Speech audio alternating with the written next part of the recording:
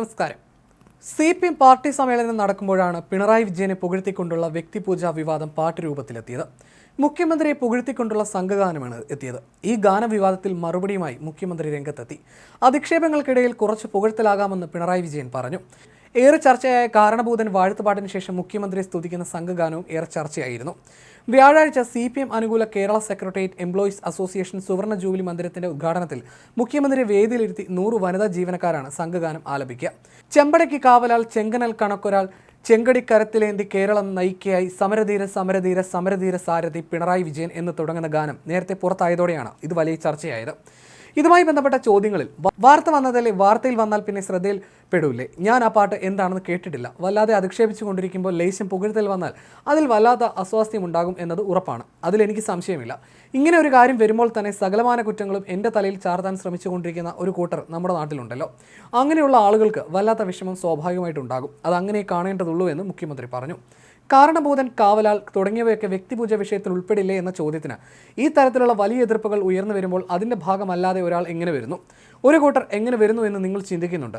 അതിൻ്റെ ഭാഗമാണിത്. അതല്ലാതെ ഞങ്ങളാരും വ്യക്തിപൂജയ്ക്ക് നിന്ന് കൊടുക്കുന്നവരല്ല. വ്യക്തിപൂജയുടെ ഭാഗമായിട്ട് നിങ്ങൾ പറയുന്ന രീതിയിൽ ഏതെങ്കിലും കാര്യങ്ങൾ ആർക്കും നേടാനും സാധിക്കില്ല. അതാണ് ഞങ്ങളുടെ പൊതു സമീപനം എന്നായിരുന്നു മുഖ്യമന്ത്രിയുടെ മറുപടി. CPM അനുകൂല കേരള സെക്രട്ടേറിയറ്റ് എംപ്ലോയീസ് അസോസിയേഷൻ സുവർണ ജൂബിലി മന്ദിരത്തിന്റെ ഉദ്ഘാടനത്തിൽ മുഖ്യമന്ത്രിയെ വേദിയിലിരുത്തിയാണ് വനിതാ ജീവനക്കാർ വ്യക്തിപൂജാ ഗാനം ആലപിക്കാൻ ഒരുങ്ങുന്നത്. കഴിഞ്ഞ ദിവസം കേരള സെക്രട്ടേറിയറ്റ് എംപ്ലോയീസ് അസോസിയേഷൻ സുവർണ ജൂബിലി മന്ദിരത്തിന്റെ ഉദ്ഘാടനത്തോടനുബന്ധിച്ച് സെക്രട്ടേറിയറ്റിന്റെ കണ്ടോൺമെന്റ് ഗേറ്റിന് സമീപം കൂറ്റൻ ഫ്ലെക്സ് സ്ഥാപിച്ചിരുന്നു. ഇത് വിവാദമായിരുന്നു. ഹൈക്കോടതി നിർദ്ദേശമുള്ളതിനാൽ പൊളിച്ചു മാറ്റുകയും ചെയ്തു. ഈ CPM അനുകൂല സംഘടനയും വിഭാഗീയതയുടെ പടിയിലാണ്. President P. ഹണിയുടെ നേതൃത്വത്തിലാണ് സുവർണ ജൂബിലി മന്ദിരത്തിന്റെ ഉദ്ഘാടനം സംഘടിപ്പിച്ചിരിക്കുന്നത്. മുഖ്യമന്ത്രിയുടെ ഓഫീസിലെ ചിലർ ഹണിക്കെതിരാണ്. ഇത് മനസ്സിലാക്കിക്കൂടിയാണ് മുഖ്യമന്ത്രിയെ വാനോളം പുകഴ്ത്തി പാട്ട് തയ്യാറാക്കിയതെന്നും സൂചനയുണ്ട്. മുഖ്യമന്ത്രിയെക്കുറിച്ച് സെക്രട്ടേറിയറ്റിലെ ജീവനക്കാരൻ എഴുതിയ കവിതയ്ക്ക് സംഗീതം നൽകി അവതരിപ്പിക്കുക മാത്രമാണ് ഉദ്ദേശിക്കുന്നതെന്നാണ് ഹണിയുടെ വിശദീകരണം. 100 ഗായകർ ചേർന്ന് ആലപിക്കുമെന്നും അദ്ദേഹം പറയുന്നു. വിവാദമാകാൻ സാധ്യതയുള്ള പാട്ടിന്റെ വരികളടക്കം മനോരമ റിപ്പോർട്ട് ചെയ്തിട്ടുണ്ട്.